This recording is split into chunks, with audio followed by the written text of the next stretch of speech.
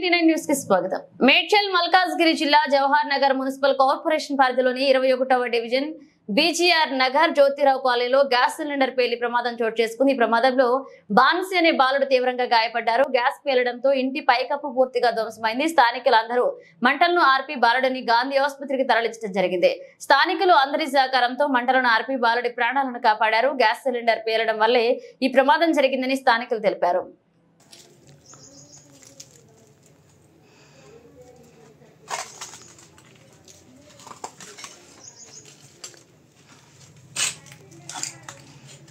ఇట్లా